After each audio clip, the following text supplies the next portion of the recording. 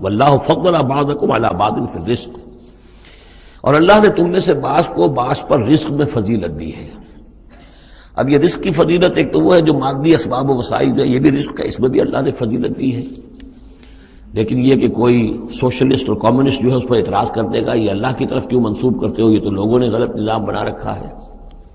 لیکن سوال تو یہ ہے کہ ذہنی صلاحیتیں بھی تو اللہ نے سب کو برابر نہیں دی، جسمانی قوت بھی تو سب کو برابر نہیں دی، یہ بھی تو رزق ہے۔ اصل رزق تو یہ ہے جو جینز ملے ہیں، جو صلاحیتیں ملی ہیں، وہ کسی کے اپنے چوائس پر تو نہیں اور سب کی برابر نہیں ہے، اس میں بھی فرق ہے، کسی کو فضیلت دی ہے، کسی کو کسی اعتبار سے، کسی کو کسی اعتبار سے۔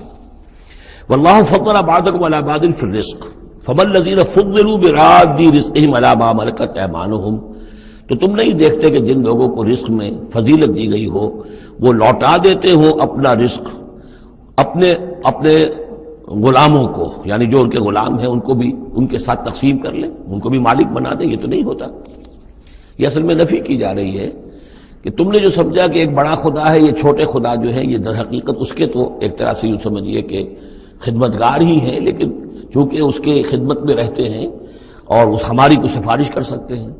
لیکن اگر یہ چھوٹے ہیں تو جیسے تم اپنے غلاموں کو اپنے برابر نہیں کر سکتے، کیا اللہ تعالیٰ ان کو اپنے برابر کر لے گا؟ کیا ان میں سے کسی کی دھونس جو ہے اللہ کے اوپر چلے گی؟ کیا وہ اللہ سے اپنی بات بنوا لے گا؟ فہم فیہ سوا، کوئی شخص اپنے غلاموں کو اپنی ملکیت میں برابر کا شریک نہیں کرتا۔ افبنعمت اللہ یجحدون، اور کیا تو پھر کیا یہ اللہ کی جو نعمت ہے اس کا انکار کر رہے ہیں؟